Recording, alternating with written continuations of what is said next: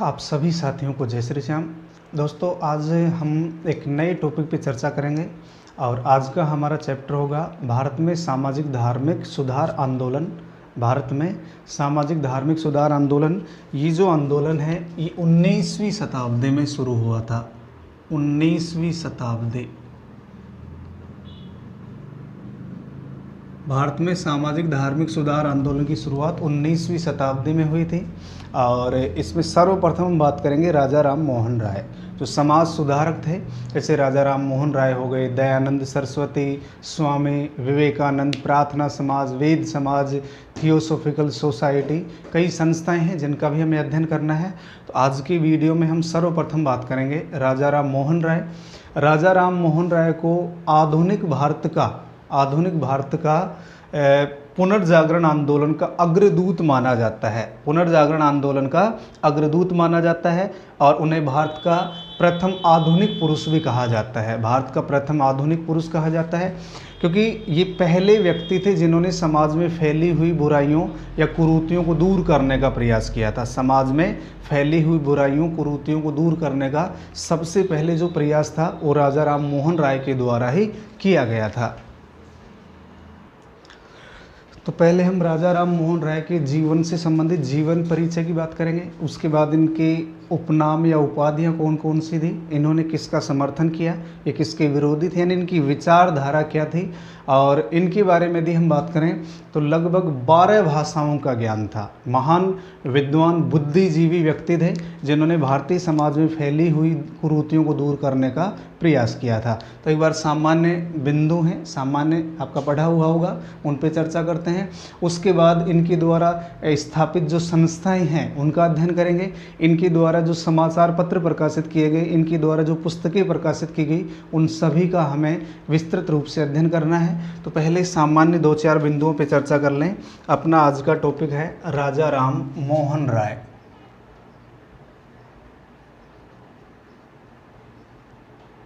राजा राम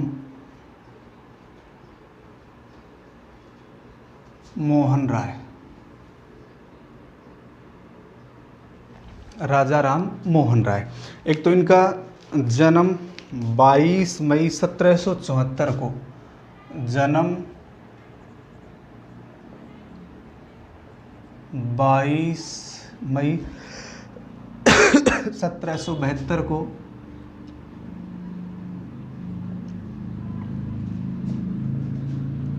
बंगाल के राधानगर में हुआ।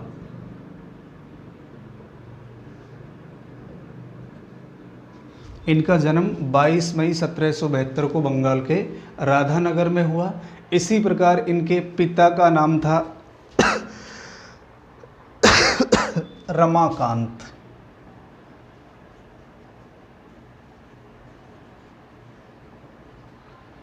माता का नाम रोहिणी, कई जगह तारिणी भी मिलता है, तारिणी देवी।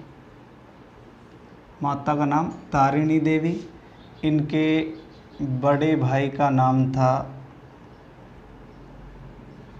जगमोहन और इनकी भाभी का नाम था अलका मंजरी।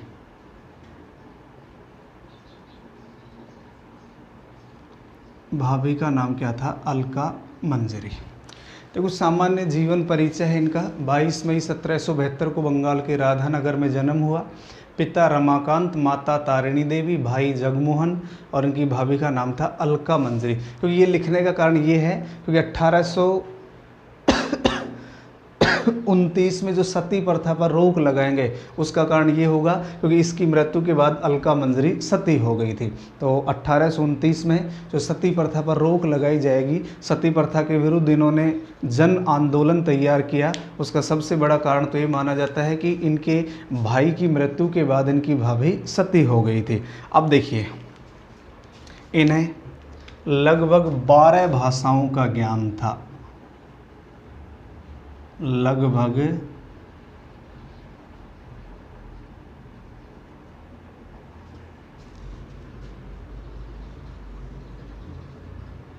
12 भाषाओं का ज्ञान था। तो आप समझ सकते हैं कि कितने विद्वान व्यक्ति थे।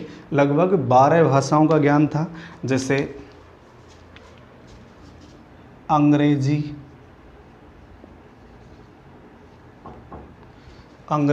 फ्रांसीसी, लैटिन, हिब्रू, फारसी, संस्कृत।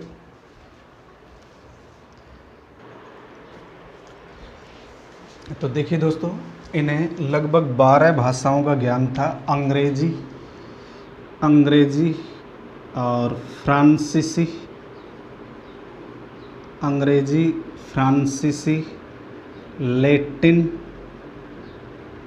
लैटिन, हिब्रू, यूनानी, संस्कृत, फारसी आदि, यानी लगभग इन्हें 12 भाषाओं का ज्ञान था। राजा राम मोहन राय को लगभग 12 भाषाओं का ज्ञान था। इसी प्रकार ये 1803 से 1814 ईस्वी तक, 1803 से 14 ईस्वी तक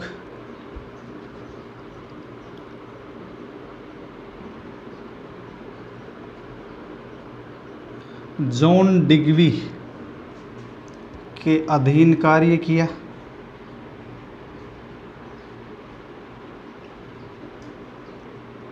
इन्होंने 1803 से 1814 ईस्वी तक जॉन डिग्वी के अधीन कार्य किया था। और इनके पिता को बंगाल के नवाब द्वारा राय राया की उपाधि दी गई थी। राय राया की उपाधि दी गई थी।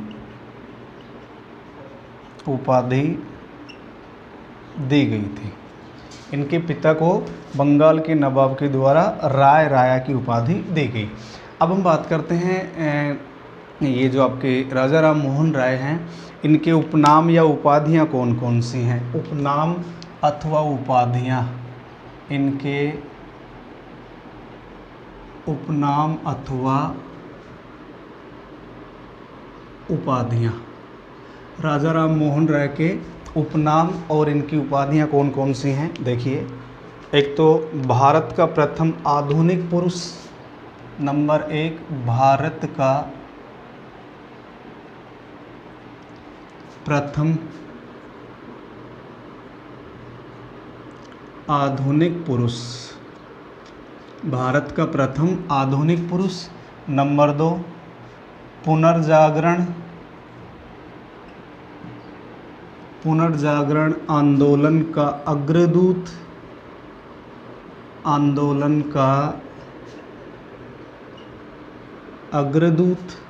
नंबर 3 पत्रकारिता का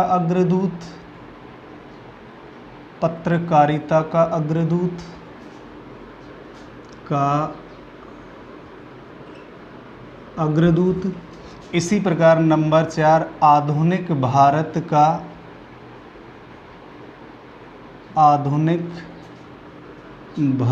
का जनक अथवा पिता। आधुनिक भारत का जनक अथवा पिता।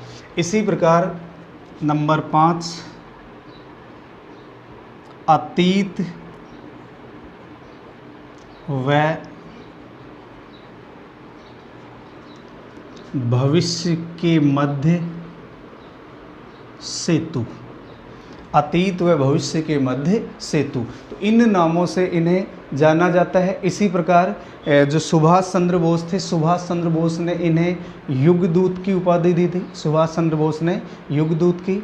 और मुग़ल सम्राट अकबर द्वितीय ने इन्हें राजा की उपाधि दी थी। मुग़ल सम्राट अकबर द्वितीय ने इन्हें राजा की उपाधि दी। इसी प्रकार इन्हें भारतीय राष्ट्रवाद का जनक भी माना जाता है। भारतीय राष्ट्रवाद का जनक माना जाता है। नंबर 7 सुभाष चंद्र बोस ने इन्हें युगदूत की उपाधि दी। सुभाष चंद्र बोस ने कौन सी उपाधि दी थी? युगदूत। नंबर 8, अकबर द्वितीय ने राजा की उपाधि दी। अकबर द्वितीय ने इन्हें कौन सी उपाधि दी? राजा की। और ये उपाधि दी गई थी 1831 में। अकबर द्वितीय के द्वारा ये उपाधि कब दी गई थी? 1831। क्योंकि अकबर द्वितीय ये उस समय तत्कालीन मुगल सम्राट है और ये राजा राम मोहन राय को अपनी पेंशन के बारे में, अपनी पेंशन से संबंधित बातचीत करने के लिए विलियम चतुर्थ के दरबार में भेजता है। उस समय मुगल सम्राट कौन था? विलियम चतुर्थ। तो इन्हें ब्रिटेन भेजा गया और वहीं पर 27 सितंबर 1833 को ब्रिटेन में उनका देहांत हुआ और ब्रिस्टल नगर में इनका देहांत हुआ था और वहीं पे इनकी कब्र बनी हुई है। तो ध्यान रखना है, अकबर द्वितीय ने पेंशन के बारे में बातचीत करने हेतु इन्हें सम्राट विलियम चतुर्थ के दरबार में भेजा था। तो इस समुद्री यात्रा करने वाला भी पहला व्यक्ति माना जाता है। समुद्री यात्रा करने वाला पहला व्यक्ति, प्रथम समाज सुधारक जिनका देहांत विदेश में हुआ। प्रथम समाज सुधारक जिनका देहांत विदेश में हुआ। तो 27 सितंबर 1833 को ब्रिस्टल,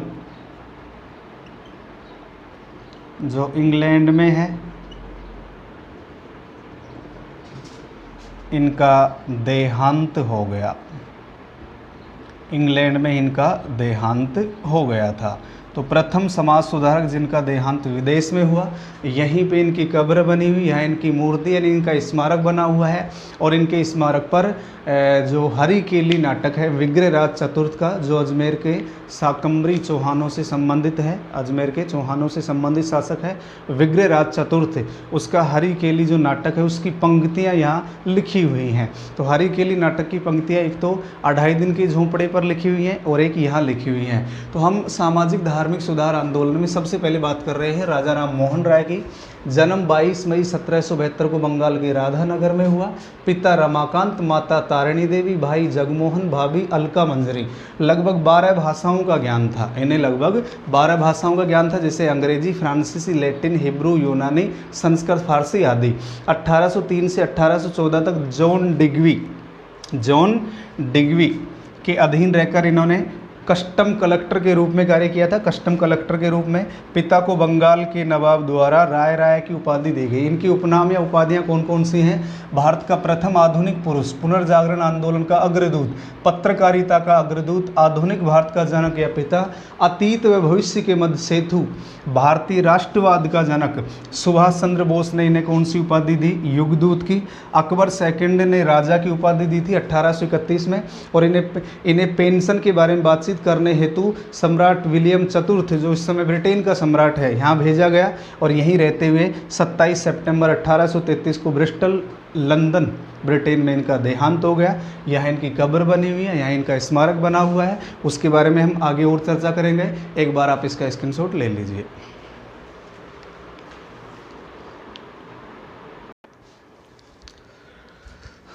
इसके बाद देखिए दोस्तों, अब हम बात करते हैं राजा राम मोहन राय द्वारा प्रकाशित पुस्तकें एवं समाचार पत्र। इनके द्वारा प्रकाशित पुस्तकें और समाचार पत्र कौन कौन से हैं वो देख लीजिए। पुस्तकें एवं समाचार पत्र, पुस्तकें एवं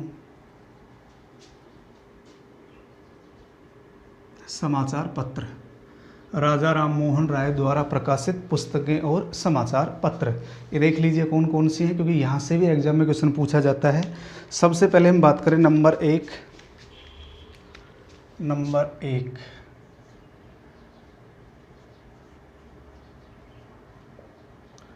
1809 ईस्वी में एक पुस्तक है इनकी, तुहफ़ात उल मुवाहिद्दीन।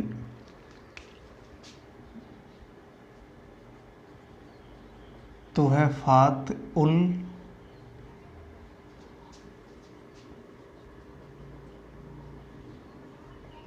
मुवाहिद्दीन, पुस्तक का नाम है तुहफ़ात उल मुवाहिद्दीन। ये फारसी भाषा में है। कौन सी भाषा में है? फारसी भाषा में, अर्थात एकेश्वरवादियों को उपहार। इसका अर्थ होता है एकेश्वरवादियों को उपहार। और ये कौन सी भाषा में है? फारसी भाषा में। इनकी एक रचना है 1809, तुहफ़ात उल मुवाहिद्दीन, एकेश्वरवादियों को उपहार। और ये कौन सी भाषा में है? फारसी भाषा में। इस पुस्तक के माध्यम से इन्होंने मूर्ति पूजा का विरोध किया था। इसके माध्यम से इन्होंने मूर्ति पूजा का विरोध किया।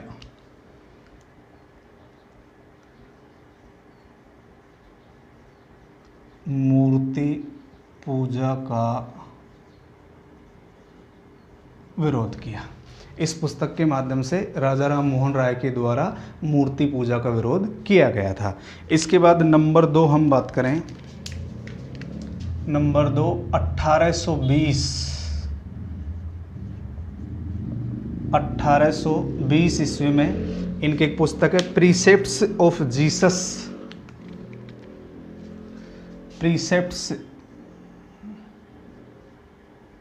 Precepts of Jesus.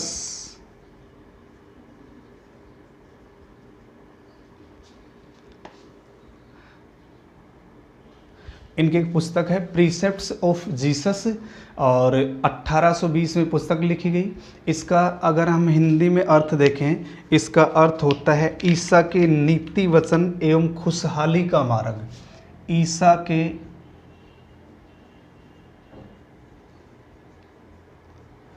नीति वचन एवं खुशहाली का मार्ग। खुशहाली का मार्ग। और इस पुस्तक में ईसाई मिशनरियों के आडंबरों का विरोध किया था इन्होंने। तो इसमें किसका विरोध किया? ईसाई मिशनरियों के आडंबरों का विरोध। मिशनरियों के आडंबरों का विरोध किया था।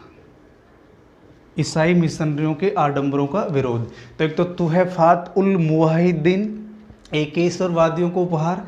एक है प्रीसेप्ट्स ऑफ जीसस, ईसा के नीति वचन एवं खुशहाली का मार्ग। इसके माध्यम से ईसाई मिशनरियों के आडंबरों का विरोध किया। और तुहफ़ात उल मुवाहिद्दीन, इसके माध्यम से इन्होंने मूर्ति पूजा का विरोध किया था। इसके बाद नंबर 3,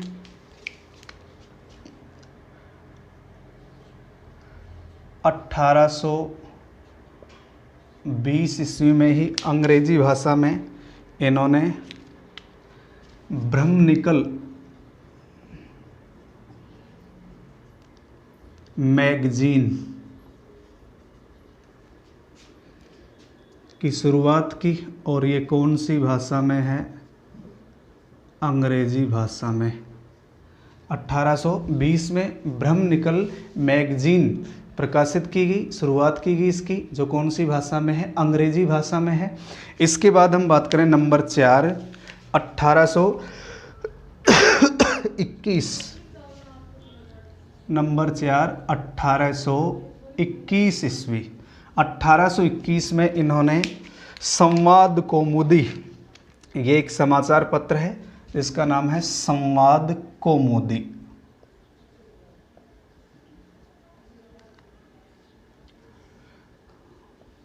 संवाद कौमुदी ये साप्ताहिक समाचार पत्र था। ये किस प्रकार का समाचार पत्र है? साप्ताहिक समाचार पत्र था। साप्ताहिक समाचार पत्र था और ये कौन सी भाषा में था? बंगाली भाषा में। कौन सी भाषा में है ये? बंगाली भाषा में। तो साप्ताहिक समाचार पत्र जिसका नाम है संवाद कौमुदी, और इसी संवाद कौमुदी के माध्यम से सती प्रथा का विरोध किया था। ध्यान रखना है, इसी के माध्यम से किसका विरोध किया गया? सती प्रथा का विरोध। इसके माध्यम से सती प्रथा का विरोध किया गया। अगर हम सती प्रथा की बात करें, देखिए 1811 ईस्वी में इनके बड़े भाई थे जगमोहन। जगमोहन की मृत्यु के बाद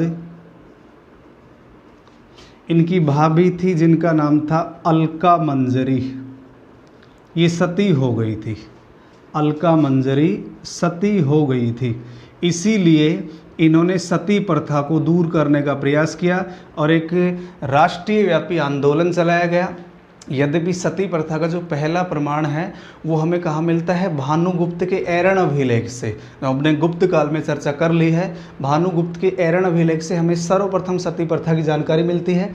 लेकिन 1811 में जगमोहन की मृत्यु के बाद उनकी पत्नी यानी इनकी भाभी अलका मंजरी सती हो गई थी, इसीलिए इन्होंने सती प्रथा को एक कुप्रथा मानते हुए इसके विरुद्ध आंदोलन चलाया और इन्हीं के प्रयासों से 1829 में लॉर्ड विलियम बेंटिक ने 17वें नियम के अनुसार सती प्रथा को गैर कानूनी घोषित कर दिया था। 1829 ईस्वी में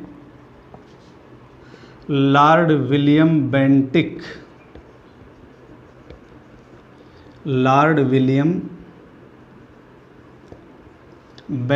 ने 17वें नियम के अनुसार सती प्रथा को गैर कानूनी घोषित किया। तो 1829 में सती प्रथा को गैर कानूनी घोषित किया गया। किसके प्रयासों से? राजा राम मोहन राय के प्रयासों से। और 1830 में संपूर्ण भारत में कानून लागू किया गया। 1830 ईस्वी को यह कानून संपूर्ण भारत में लागू होता है। 1830 को संपूर्ण भारत में कानून लागू किया गया। तो तुहफात उल मुहाहिदीन, प्रीसेप्ट्स ऑफ जीसस, ब्रह्मनिकल मैगजीन, संवाद कौमुदी। इसके बाद नंबर 5 हम बात करें, इन्होंने बांग्ला व्याकरण का संकलन किया। नंबर 5 पे यदि हम बात करें, नंबर 5 बांग्ला व्याकरण का संकलन किया। राजा राम मोहन राय के द्वारा बांग्ला व्याकरण का संकलन किया गया था। इनकी एक पुस्तक है हिंदू उत्तराधिकार नियम। नंबर 6 हिंदू उत्तराधिकार नियम, एक पुस्तक है जिसका नाम है हिंदू उत्तराधिकार नियम। इसी प्रकार इन्होंने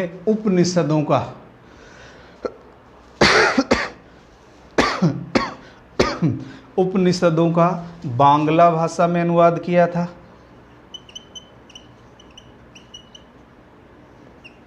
उपनिषदों का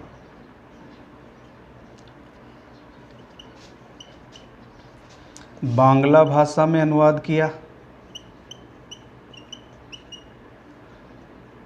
उपनिषदों का बांग्ला भाषा में अनुवाद किया। हिंदू उत्तराधिकार नियम ये पुस्तक प्रकाशित की गई। नंबर 8 की यदि हम बात करें, बुद्धि का दर्पण,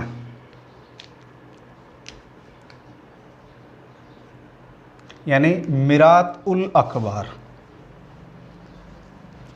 1822 में मिरात उल अखबार यानी बुद्धि का दर्पण।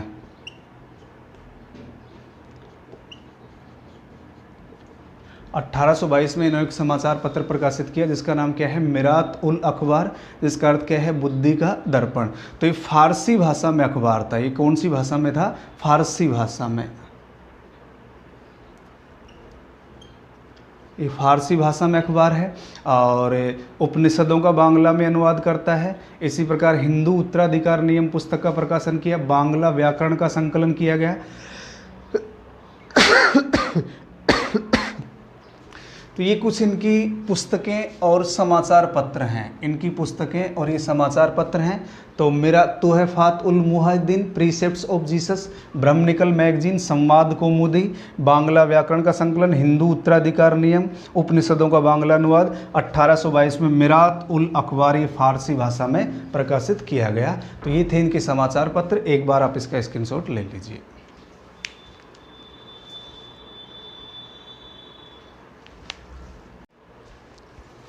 इसके बाद देखिए दोस्तों, अब हम राजा राम मोहन राय द्वारा स्थापित कुछ संस्थाएं हैं, कुछ विद्यालय हैं, उनका अध्ययन करते हैं। तो इनकी द्वारा स्थापित संस्थाएं देखिए।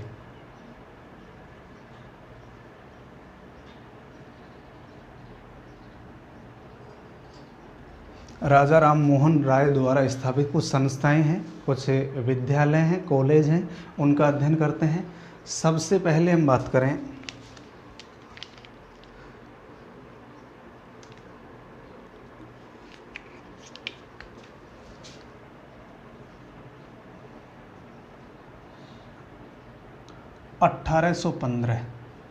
तो 1815 में इन्होंने आत्मीय सभा की स्थापना की थी। आत्मीय सभा,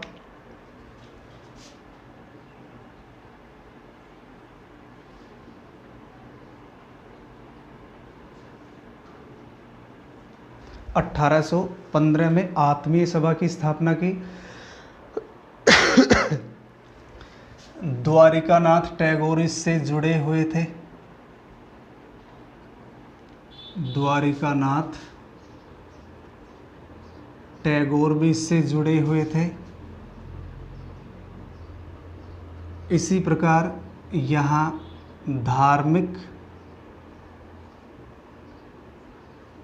एवं सामाजिक चिंतन किया जाता था और ये सती प्रथा की विरोधी थी। ये जो संस्था है ये सती प्रथा की विरोधी थी। तो 1815 में इन्होंने आत्मीय सभा का गठन किया। इसमें द्वारिकानाथ टैगोर भी जुड़े हुए थे और धार्मिक सामाजिक चिंतन पर बल दिया जाता था। इसी प्रकार ये सती प्रथा की विरोधी थी, सती प्रथा की विरोधी थी। इसके बाद हम बात करें 1816, इन्होंने वेदांत सोसाइटी की स्थापना की। नंबर 2, 1816 ईस्वी को वेदांत सोसाइटी की स्थापना की। वेदांत सोसाइटी की स्थापना की।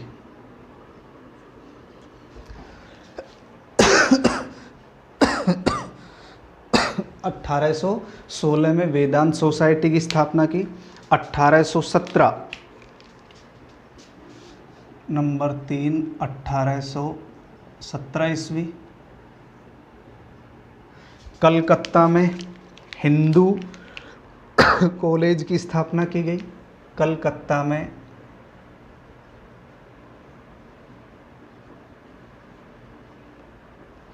हिंदू कॉलेज और इसमें डच घड़ी साज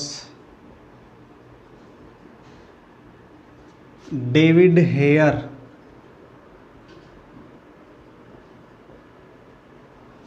का भी सहयोग था। डच घड़ी साज डेविड हेयर, इनका भी इसमें सहयोग था। तो कलकत्ता में हिंदू कॉलेज और डलहौजी के समय प्रेसिडेंसी कॉलेज बना था। डलहौजी के समय प्रेसिडेंसी कॉलेज बना। ये जो कलकत्ता हिंदू कॉलेज है, इसकी यदि हम बात करें लॉर्ड डलहौजी के समय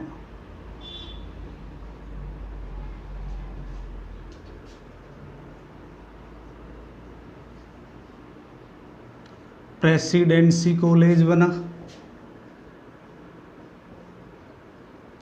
डलहौजी के समय से प्रेसिडेंसी कॉलेज बनाया गया था। और वर्तमान में प्रेसिडेंसी विश्वविद्यालय के रूप में प्रसिद्ध है। वर्तमान में ये प्रेसिडेंसी विश्वविद्यालय है।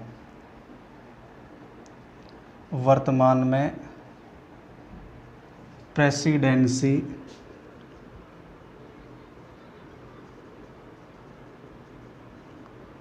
विश्वविद्यालय के रूप में प्रसिद्ध है। तो एक तो 1815 में आत्मीय सभा, 1816 वेदांत सोसाइटी, 1817 कलकत्ता में हिंदू कॉलेज, डच घड़ी साज डेविड हेयर के सहयोग से लॉर्ड डलहौजी के समय प्रेसिडेंसी कॉलेज बनता है ये, और वर्तमान में प्रेसिडेंसी विश्वविद्यालय के रूप में प्रसिद्ध है। इसके बाद 1817 को ही कलकत्ता में अंग्रेजी स्कूल खोला गया। नंबर 4, 1817 अंग्रेजी स्कूल कलकत्ता। कलकत्ता में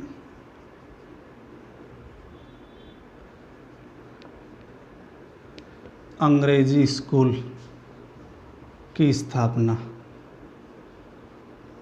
1817 को कलकत्ता में अंग्रेजी स्कूल और 1817 को ही कलकत्ता में हिंदू कॉलेज की स्थापना की गई। 1825 में कलकत्ता में वेदांत कॉलेज की स्थापना की गई। 1825 नंबर 5,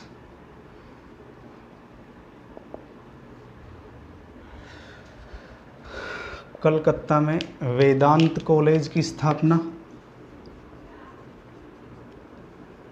कलकत्ता में वेदांत कॉलेज की स्थापना। 1825 को कलकत्ता में वेदांत कॉलेज, और इनकी द्वारा स्थापित सबसे महत्वपूर्ण जो संस्था है वो है ब्रह्म समाज, जो पहले ब्रह्म सभा के नाम से संचालित था। तो नंबर 6 बात करें हम,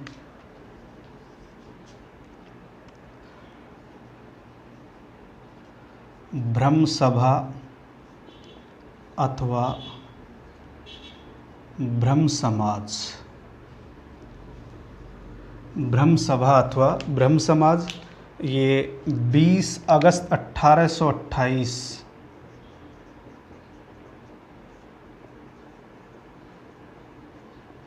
और इसकी जो स्थापना है वो कलकत्ता में की गई थी।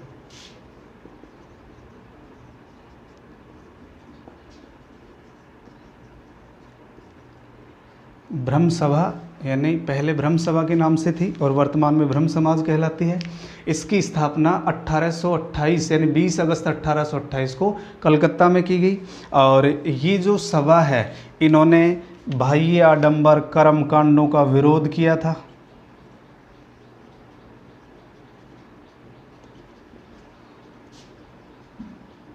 कर्म कांडों का विरोध, तर्क व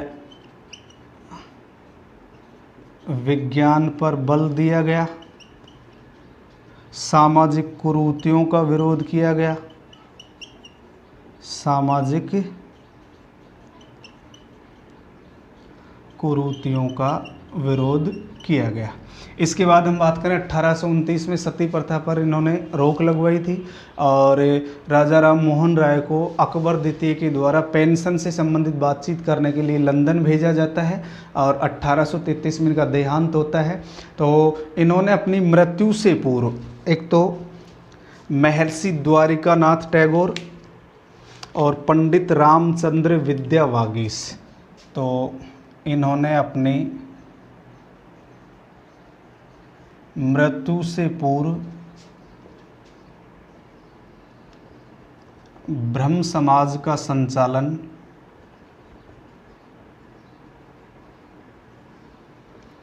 दो व्यक्तियों को सौंपा था।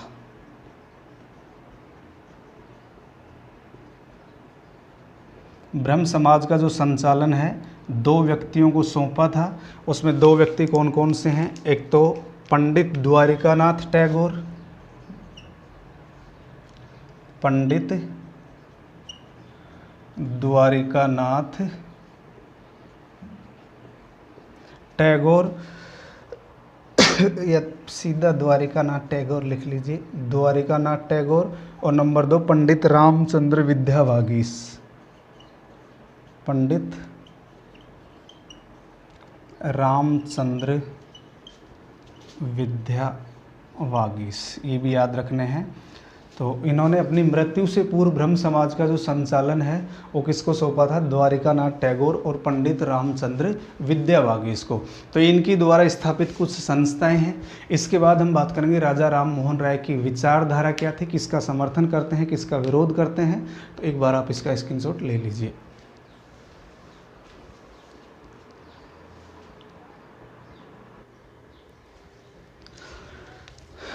इसके बाद देखिए दोस्तों, कुछ महत्वपूर्ण बिंदु और बचे हुए हैं अभी राजा राम मोहन राय से संबंधित, उनका अध्ययन करते हैं। एक तो ताराचंद्र चक्रवर्ती ब्रह्म समाज के प्रथम सचिव थे, ताराचंद्र चक्रवर्ती। तो कुछ बिंदु हैं उनका हमें अध्ययन करना है। एक व्यक्ति का नाम है ताराचंद चक्रवर्ती, ये ब्रह्म समाज के प्रथम सचिव थे। ब्रह्म समाज के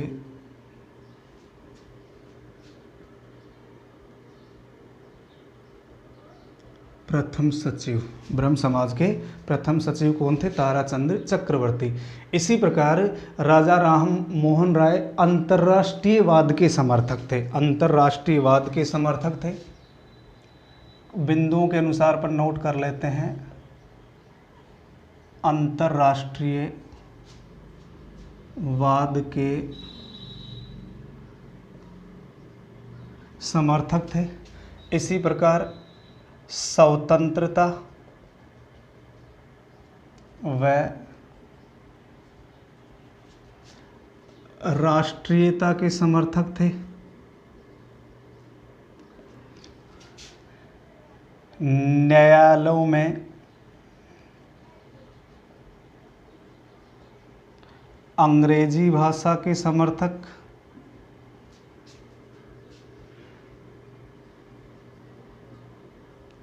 अंग्रेजी भाषा के समर्थक थे। ये ब्रिटिश शासन के पक्षधर थे, ब्रिटिश शासन के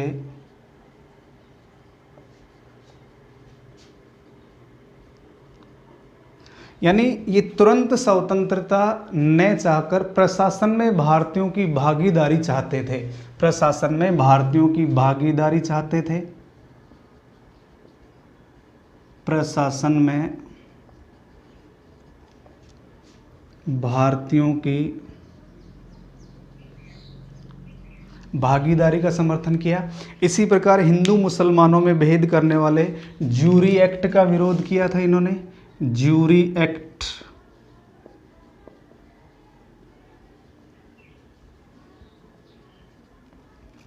ज्यूरी एक्ट का विरोध किया। इसी प्रकार 1821 की जो नेपल्स की क्रांति असफल होती है तो ये दुखी होते हैं। 1821 की नेपल्स क्रांति की असफलता से दुखी हुए।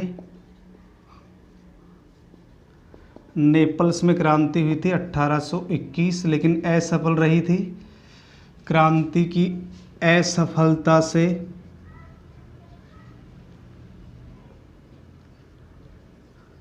दुखी हुए और 1823 ईस्वी की स्पेनिश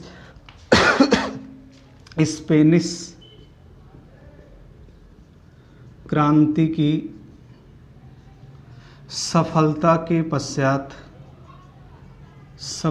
के पश्चात इन्होंने खुशी व्यक्त की, इन्होंने खुशी व्यक्त की थी। तो 1821 में जो नेपल्स की क्रांति हुई उससे तो ये दुखी हुए, जो असफल हुई थी। और 1823 में स्पेनिश जो क्रांति होती है उसकी सफलता से इन्होंने भोज का आयोजन किया था। इसके बाद देखिए दोस्तों, तो स्पेनिश क्रांति की सफलता से ये खुश होते हैं, भोज का आयोजन किया था इन्होंने। और नेपल्स की क्रांति की असफलता से ये दुखी हुए, इस क्रांति से ये दुखी होते हैं। इसी प्रकार इन्हें पूर्व एवं पश्चिम के मध्य सेतु कहा गया, पूर्व एवं पश्चिम के मध्य सेतु,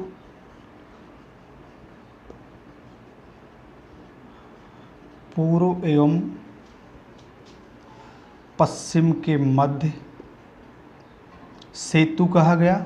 ये पहले भारतीय थे जिन्होंने समुद्री यात्रा करके यूरोप की धरती पर कदम रखा था। तो प्रथम भारतीय जिन्होंने समुद्री यात्रा के माध्यम से यूरोप में प्रवेश किया, प्रथम भारतीय जिन्होंने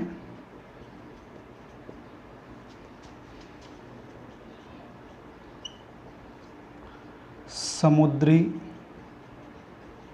यात्रा के द्वारा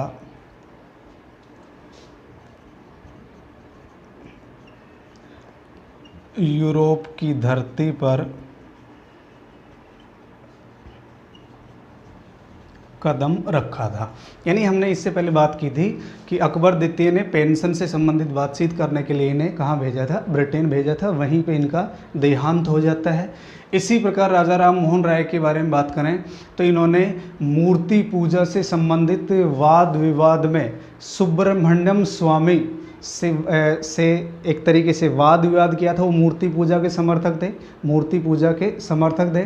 इसी प्रकार काशीनाथ जैसे सती प्रथा के समर्थकों से इन्होंने बहस की थी। तो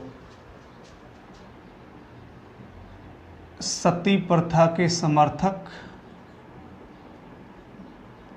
सती प्रथा के समर्थक काशीनाथ से बहस की, काशीनाथ से बहस की। इसी प्रकार एक व्यक्ति है सुब्रमण्यम स्वामी,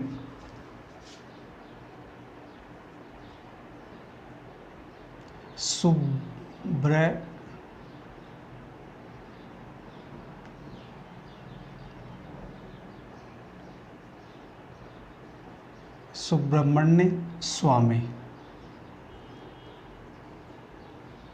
से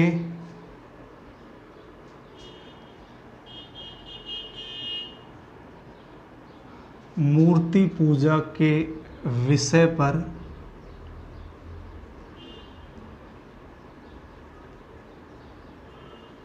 वाद विवाद किया था। तो सती प्रथा के समर्थक थे काशीनाथ, इनसे इन्होंने बहस की, और सुब्रमण्यम स्वामी से मूर्ति पूजा के विषय पर इन्होंने वाद विवाद किया था। रविंद्रनाथ टैगोर के अनुसार आधुनिक युग का सूत्रपात किया था इन्होंने। टैगोर के अनुसार, रविंद्रनाथ टैगोर के अनुसार राजा राम मोहन राय ने आधुनिक युग का सूत्रपात किया।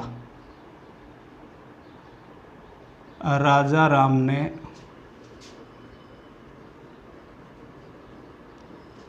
आधुनिक युग का सूत्रपात किया। आधुनिक युग का सूत्रपात राजा राम मोहन राय ने किया। ये कौन कह रहे हैं? रविंद्रनाथ टैगोर। इसी प्रकार ये एकेश्वरवाद के समर्थक थे। एकेश्वरवाद के समर्थक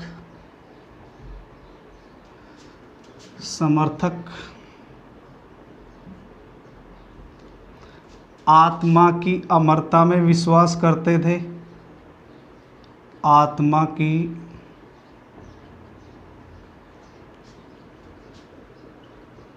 अमरता में विश्वास, स्त्री शिक्षा का समर्थन किया, स्त्री उत्तराधिकार का समर्थन किया,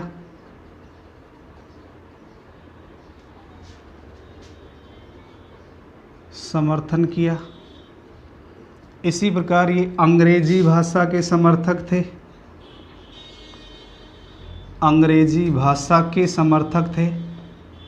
यानी अंग्रेजी भाषा के समर्थन का प्रमुख कारण क्या हुआ? इनका मानना था कि जब तक भारतीय लोग अंग्रेजी साहित्य का अध्ययन नहीं करेंगे, हम दूसरे देशों की नीतियों को सही तरीके से नहीं जान सकते। इसीलिए इन्होंने अंग्रेजी भाषा का समर्थन किया था।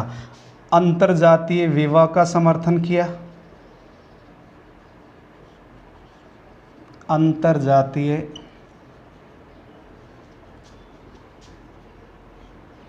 विवाह का समर्थन किया। इसी प्रकार इन्होंने पुरोहितवाद, मूर्ति पूजा, पुरोहितवाद, मूर्ति पूजा, यानी पुरोहितवाद का मतलब केवल यहाँ हिंदू धर्म नहीं है, यानी पुरोहितवाद का मतलब इस्लाम में जैसे मौलवी होता है, ईसाई धर्म में जैसे पादरी होता है, ये पुरोहितवाद में आते हैं। पुरोहितवाद, मूर्ति पूजा, कर्मकांड, अंधविश्वास,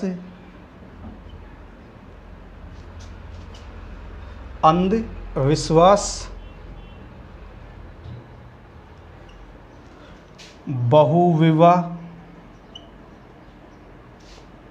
बाल विवाह, सती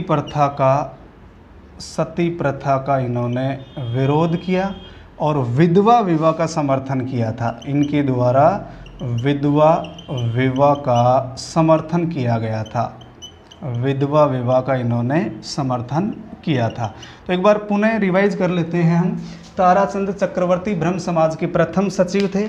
इसी प्रकार अंतर्राष्ट्रीयवाद के समर्थक हैं, स्वतंत्रता राष्ट्रीयता के समर्थक, न्यायालयों में अंग्रेजी भाषा के समर्थक, ब्रिटिश शासन के पक्षधर थे।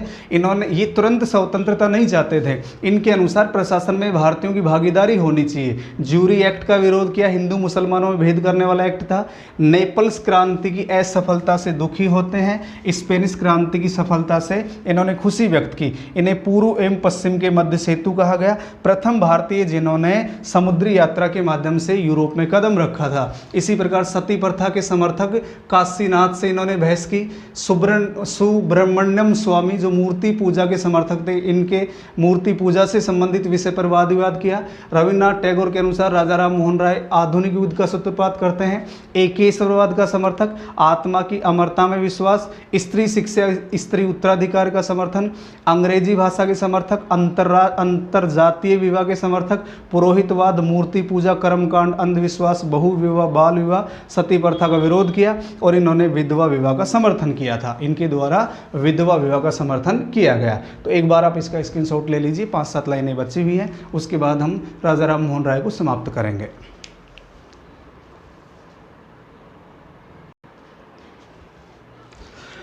इसके बाद देखिए दोस्तों, 2-3 लाइनें हैं। एक तो 27 सितंबर 1833 को ब्रिस्टल नगर यानी ब्रिटेन में है, ब्रिस्टल नगर में इनका देहांत हो गया और ब्रिस्टल नगर में ही इनकी कब्र और स्मारक बना हुआ है। ब्रिस्टल नगर में ही इनका स्मारक और इनकी कब्र बनी हुई है और इनके स्मारक पर हरी केली, अभी हमने चर्चा की थी, हरी केली नाटक जो विग्रहराज चतुर्थ का है, हरी केली नाटक की पंक्तियाँ लिखी हुई हैं और ये प्रथम समाज सुधारक थे जिनका देहांत विदेश में हुआ। प्रथम समाज सुधारक जिनका देहांत या स्मारक कहाँ बना हुआ है? विदेश में बना हुआ है, स्मारक विदेश में बना हुआ है। तो ये राजा राम मोहन राय हो गए। अब राजा राम मोहन राय की मृत्यु के बाद उनके विचारों का प्रचार प्रसार करने वाले, मृत्यु के बाद ब्रह्म समाज, इनकी मृत्यु के पश्चात ब्रह्म समाज का संचालन करने वाले कौन कौन होंगे? ब्रह्म समाज का संचालनकर्ता या संचालन करने वाले, ब्रह्म समाज का संचालन करने वाले, क्योंकि उनका भी हमें अध्ययन करना है। मुख्य रूप से 3 व्यक्ति हैं। द्वारिकानाथ टैगोर, एक तो है द्वारिकानाथ टैगोर,